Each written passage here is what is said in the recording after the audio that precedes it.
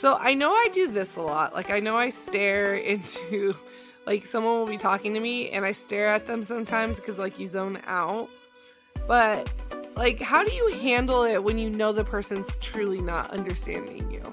And that's something we're going to kind of discuss today, is working with patients who, English or even other languages you speak, like, can know Spanish and English, but, like, if you don't know, like, if they don't know any of the languages you speak, how do you get across doing physical therapy? Do you use Google Translate? Do you always have someone there to translate for you? We're going to kind of talk about that today. So the reason it came up is currently I worked with a patient actually today. First time, she barely speaks English. She barely understands it. Now, she is originally from Russia, and she's been living out here for a while now. From what I can tell, she's been off and on living, but officially like a citizenship. But English is still not her strongest suit, which is totally fine. I had kind of noticed this during the evaluation because her son, it looked like, was with her a lot, and he was talking a lot. And I could kind of just guess it, but I had no prep warning going into this treatment of how little did she really know. So we're going to kind of talk about that and how do you deal with it, and what are some of the things you look for, and what else am I missing? Anything else? All that jazz. No, but I kind of feel like you just knocked out the intro. It's a win-win situation. We'll use that as the intro. Got it. All right. So let's go ahead and get into it, guys. You're listening to the PT Assistants Podcast with your hosts, Ken and Laura. Thanks for joining for another exciting episode. Perfect. All right. Well, since you did that, I did have a couple. Well, I have a couple questions, but I think the last time this happened to me, the patient was sign language. Mm-hmm. So, in instances of what we would do is we would almost automatically turn the patient into a one-on-one, because someone has to be with the patient at all times. And we would just kind of communicate written. So we just kind of write on a piece of paper, hey, this is what I want you to do. Or we would text, or I would type on my computer, and then that would kind of give her the instructions on what she needs to do. Sometimes we would just do just the manual portion in the clinic and then print out the HEP so that she can read it, go home, and then take care of it on her own. Because when it comes to the whole language barrier, and the thing about Spanish too, the Spanish I speak, it's weird. Like, there's like different dialects. Yeah, and I was there's like street Spanish and Spaniard Spanish. So I've had patients that were Cuban, and I have no idea what they're saying. But it works both ways. They have no idea what I'm saying. Yeah, they're like looking at you like you're crazy. Like, do you really actually speak Spanish? And I'm just like, I don't know what is going on here. And it's funny because we have a Eva right now that was a Spanish speaker, and they wanted me to call him, and I'm like, oh no, I don't like phone. I don't like my phone Spanish. Oh, Ken's phone Spanish is the funniest thing in the world, by the way, guys. So Ken, when he talks, no, hold on. Ken talks on the phone normally in English, he's like this voice, guys. When he gets to his Spanish, he's like, hola, ¿cómo estás? Muy bien. It's like really quiet and weird. Quiet. You go so quiet. It's so weird. Hold on. Everybody's got a phone voice, okay? Yes, but your English... Voice. Oh, I totally do. Spanish phone voice is a whole nother world. Yes, compared to your English, like they don't even match. That's the funny thing. And then the other thing, but so when he tells me, hey, we have a Spanish-speaking eval, can you call him to schedule him? And now I got like my anxiety running. I'm like, crap. I'm like, I don't know what Spanish is going to be on the other line. Like, I can barely understand these people in person. And now you want me to call them and just kind of hope that I can understand their Spanish over the phone. I'm like, all right, well, let's try it. But we'll go for it. I was just kind of wiggle my way. I've already done it several times, but yeah, my bet it's still better than my Spanish. So we're golden, aka the non-existing Spanish I know. All the words I said earlier when I was making fun of your phone voice was the extent of my Spanish. That's all you got? Yeah, but it's definitely. It makes it a little harder, and you have to be a little more creative when approaching even scheduling things like that, because you're just like, okay, I've had literally ones where it's literally point out the days you want um to in times kind of on your schedule, so that way you can understand. I've used things like Google Translate before, which is a pain in the butt, but like I will say I've also used the translations or translators that come over the phone from that a lot of workplaces will supplies, and that's even worse. So I definitely know there's ways out there, but it's one of those things where I'm like, if I can get by kind of without a translator, I might do the best I can. And sometimes that's doing things as simple as like, let me demonstrate the exercises a lot more in depth and kind of go over it a lot more like visually, and watching visually the cues and things like that. A lot of facial expressions uh, become very helpful and become your friend. And I will say most of the time, like it works. Like today, there's a couple times where she's like, I don't understand. And I'm like, okay. And like I kind of show and she get it, but like it wasn't perfect, or it wasn't like she was still compensating here and there. And it was one of those things where it's like, okay, I just need to let that little aspect go because it's not as important. But she's getting like the main concept down. And do you kind of do the same thing, Ken? Yeah, for the most part, I kind of just get like on their cues and all that. Yeah. I was gonna ask about the translator, not like the devices translator. Which one? Like bringing someone in? Not even just like them bringing someone in. Yeah. Yeah. So sometimes you don't really have a choice. I just Who comes know with? my boss, if able, he doesn't like to use the translators they bring. And the biggest reason is because in his experience, they don't really explain everything they're saying.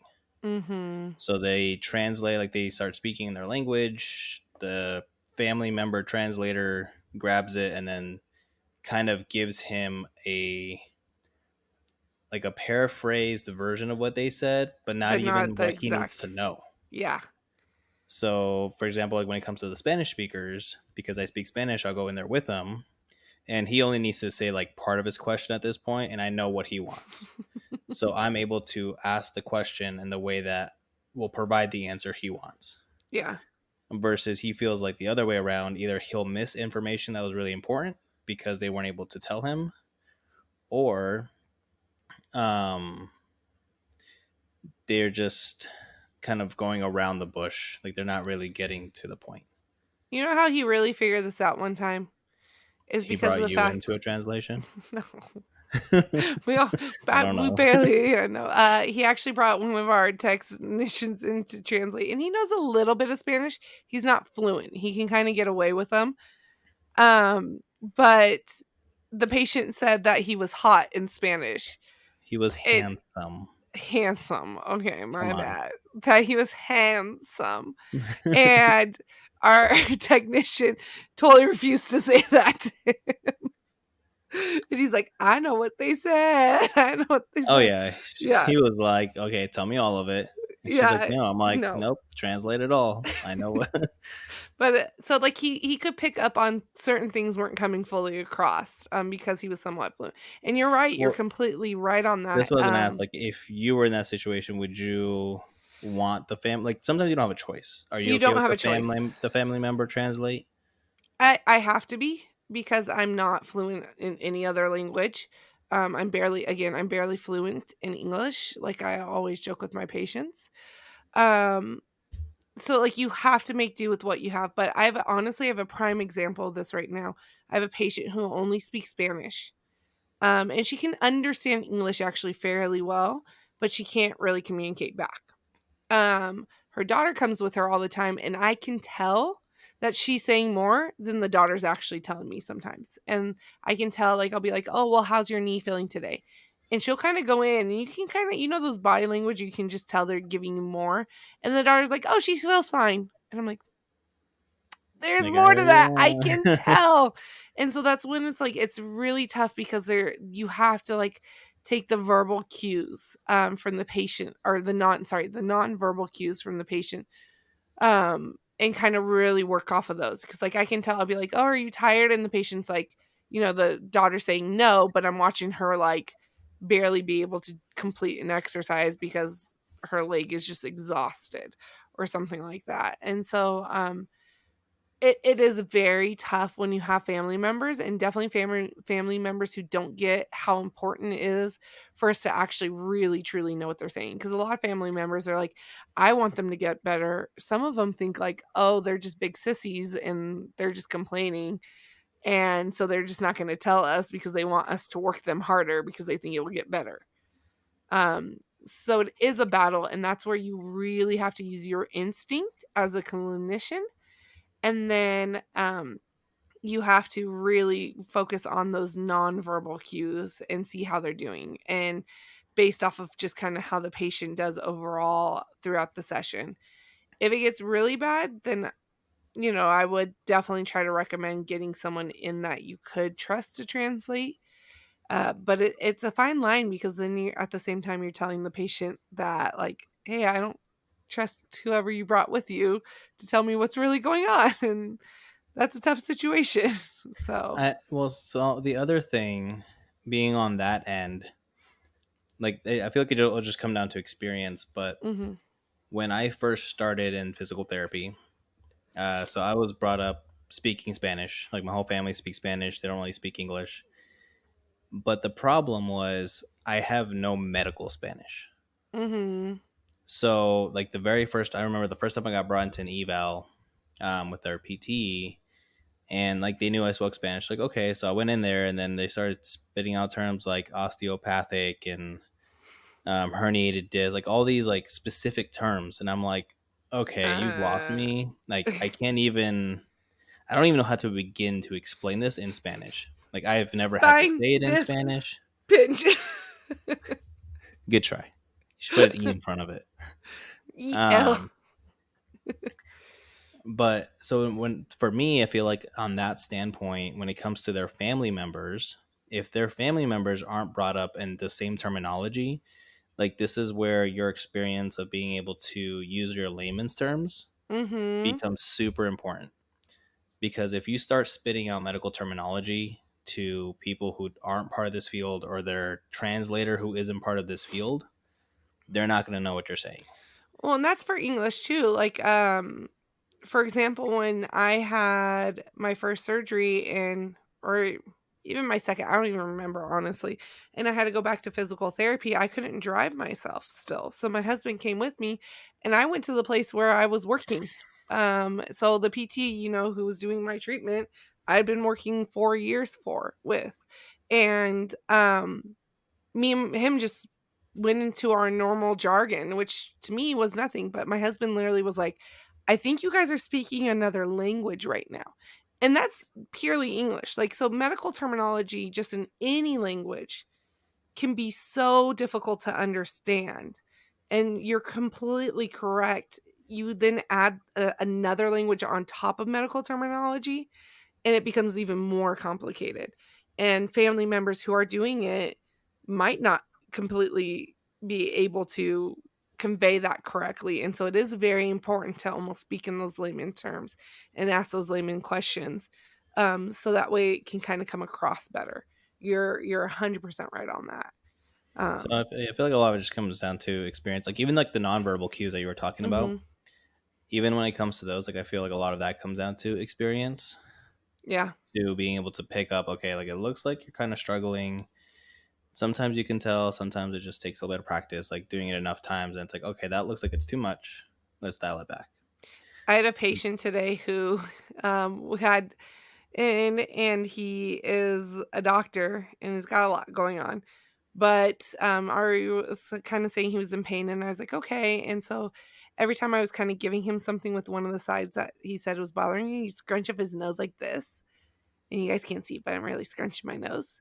And I'd be like, oh, are you in pain? Because, again, kind of that gives you that discomfort look. And you're like, something's not normal. And he goes, oh, that's me concentrating. And I was like, "Mm, no, Concentrating no." on not the pain. And I go, is there discomfort with it? And he goes, yeah. And I go, okay, your tell is you scrunch your nose when you're in discomfort, even though he tells you something different. So you even like have to take those those nonverbal cues and kind of really break him down sometimes too. But yeah, I caught him. And my PT's like, oh yeah, well he says like he does that when he's concentrating. I was like, no, he does it when it's discomfort. I was like, he's a tell. I think another thing, we kind of touched on it already, but allotting more time. Mm-hmm. So a lot of these patients, if you can't communicate with them as easily, like they are going to be a little more time consuming. If you're working in a high volume clinic, then whoever is like assisting you, just let them know. Like if it's your fellow therapist or your technicians, be like, hey, this is going to take me a little bit longer, so just kind of plan accordingly. I think if you're like in the inpatient or sniff setting, that's not really the same because everyone has their It's usually allotted time 1-on-1. per Yeah. patient. Rehab, I mean, if you're going into a rehab, you have an hour and a half to just kind of go with it. I feel like a lot of Yeah. rehab, it's a lot of timers anyways. It's like, all right, come over here, get on this bike, 10 minutes. Get on the leg press slider thing, 10 minutes. It all just depends on where you're at, honestly. It comes That was down my to experience with rehab. yeah, it just totally depends. And a lot of it too, like I've noticed in general, timers sometimes can actually be better with those who don't speak English very well. Because you'll tell them 30 or 3 sets of 10 and they just don't comprehend it. And you'll realize that too. They'll act like you do. That's my favorite is when they go, mm-hmm, and nod yes. Same with Like like they've their got phone. it. Like, oh yeah, I know Yeah. what I'm talking about. Yeah. And then No, you don't. you're like, no. And you're like, that's way more than 30. So I found sometimes timers are actually a really good way to assist on getting the amount you want done appropriately, without them overexerting themselves at the same time. Now, curious question for you. With patients who don't speak English, do you charge education? No. It sounds like I should. Oh, I'm with you. I don't. Because I Okay. can't. I was actually talking to my PT today because, well, we have a patient who, the one I was talking about, her billing is just restricted anyways. So that we've only allotted 2 units out of like the 8 units she was giving, or 8 visits she was given, only 2 units in total can be education. And she was telling me like, oh, make sure you don't bill, because we do try to bill a lot more for education because we are doing a lot of education. While the patient's during rest time, I do a lot of talking about like how to manage pain at home, why we're doing the things we're doing, what does like the natural progression usually look like. I do a lot of education just in general. So I do bill for education for a good chunk of my patients. And I was talking to her about it. I go, I usually honestly don't bill if someone's language is not English. Like if they don't understand English fully, because I can't guarantee that education's actually being educated. Like they're actually being educated. Like I can't guarantee that information is inputting correctly and that they're understanding. And so to me, if I try to educate a patient and then they come back and they completely do the opposite, I can't, like, I'm like, I don't really think I educated you, if that makes sense. Yeah. Like No, it I does. can't guarantee it. Like And so that like there's level of comprehension isn't there. yeah, exactly. And I don't feel like, again, it kind of goes back to, you can't bill for something that really was not actually done. And to Done. me, you can't educate someone if they don't understand what you're saying, like, at all. So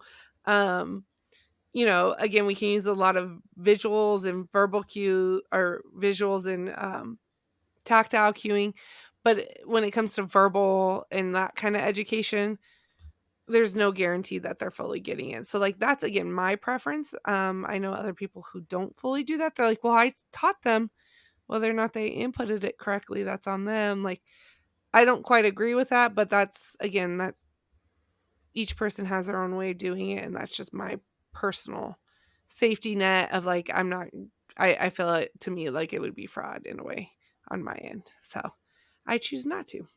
So Yeah, that makes sense. yeah. But oh my gosh, I had a thought and it ran. It's been a long day today, guys. I'm not gonna lie. I was exhausted getting up. I hit like a full-on wall. I mean, it is Monday. It is The day Monday, of and us then recording this, it is Monday. it is. And then it was a long weekend of just busyness. Not bad, but just busyness that like I woke up this morning and I was like, do I have to go to work? Are you sure? My body's like, no. And I'm like, I think I have to, guys. But there was, I remember it now. Translators under the age of 18 or younger. What's your thoughts on them? I mean, it kind of just falls back to, can I speak their language? If I don't have a choice, then it is what it is. Mm-hmm. I've Like known a right now, PT. I have a patient who speaks Arabic, but she brings her daughter. Mm-hmm. She's over 18, and I Yeah. just kind of But plan what about a accordingly. child translating for their parent? Like, I'm saying I'm like trying to put 10, it in a mindset of like if it was my 12. mother and my niece. Yeah. She's like 10. Do I you don't know if really I would think trust she her. could? I was about to say, do you really think she could convey everything? So I've No. also seen that. I've heard that it's not. I haven't actually really checked on this myself. We can verify this, but I heard that using them is not appropriate if they're underage. A child translating for the parent is technically not appropriate if they're underage. Well, I mean, I would trust To more an like a extent. 16, 17-year-old. I agree on that. I think they would get the point across, but like a 10-year-old? I've seen No. that. I've seen a 10-year-old Like come 10, in 11, and 12. Like, I think that's just, Mm-hmm. I mean, unless they have a really good level of understanding in both languages, which with me thinking like that's the problem right now. Yeah. So if my mom were to do therapy and my niece would be the one dependent on the translation, you can explain it to my niece, and my niece is just going to demonstrate it instead of actually verbally telling her in Spanish. Because she's not going to fully know how to communicate that She won't across really in know how to Spanish. communicate Yeah. it. So I can No, see why I'm with people you. wouldn't want to do it. Yeah. Just because of that level of comprehension. But I'm with you. I think they would try their best, but they would it's just try for sure. And I yeah. mean, like, if you have no other option, then like you really have nothing else. Now you have to really put it into terms that the child can understand to be able to relate it.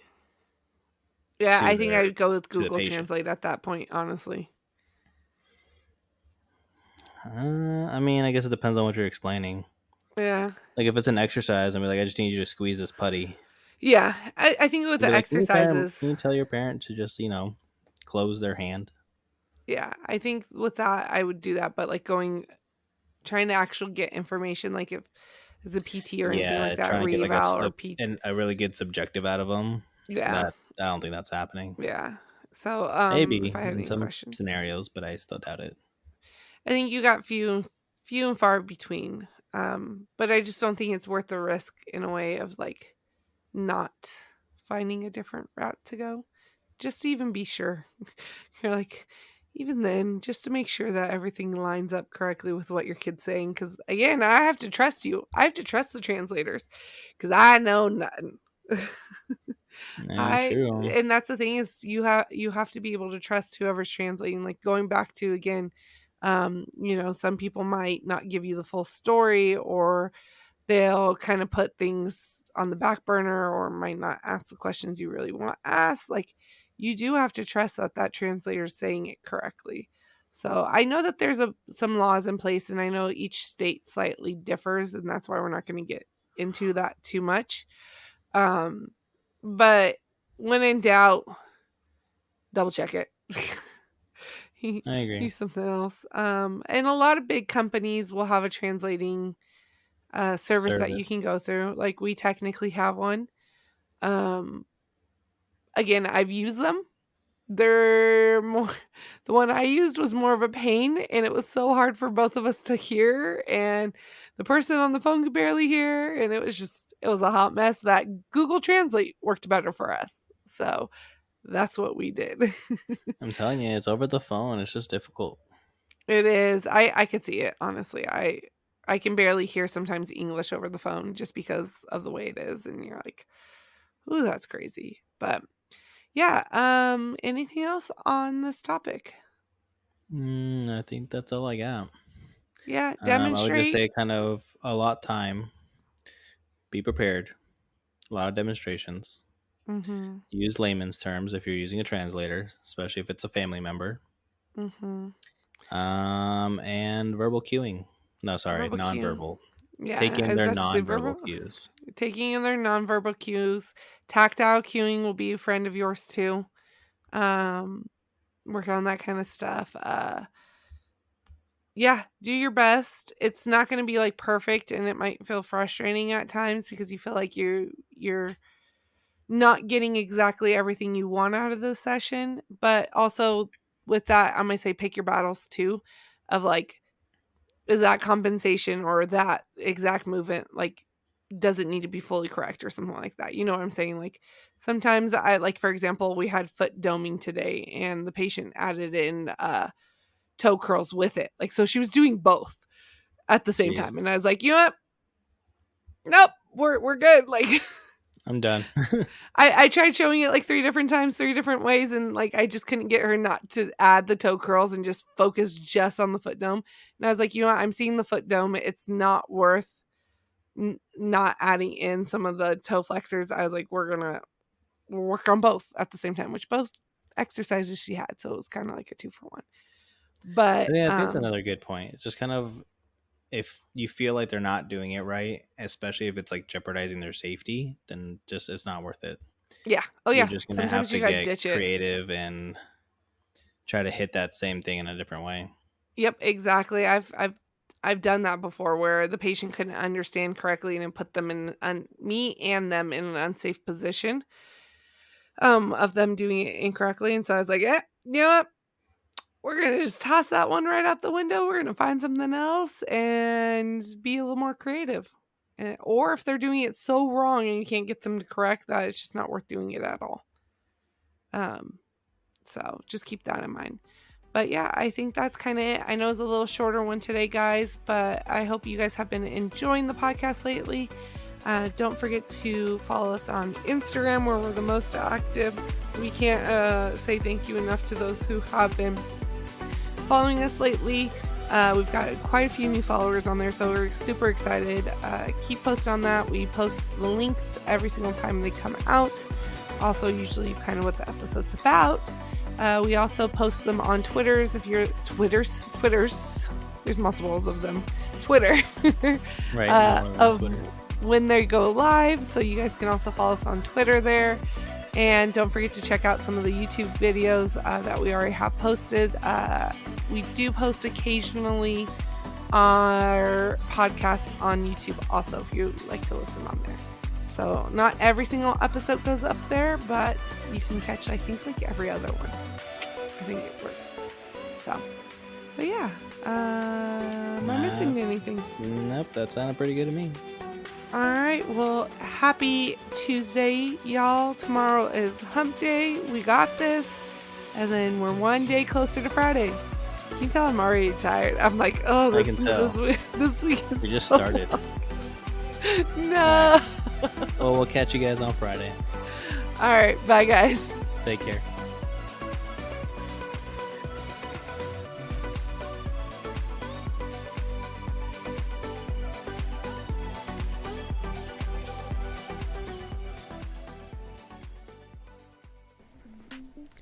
The information in this video or podcast is not intended nor implied to be a substitute for professional medical advice, diagnosis, or treatment. All content, including text, graphics, images, and information contained in this video or podcast, is for general information purposes only and does not replace your professors or a consultation from your own doctor or healthcare professional.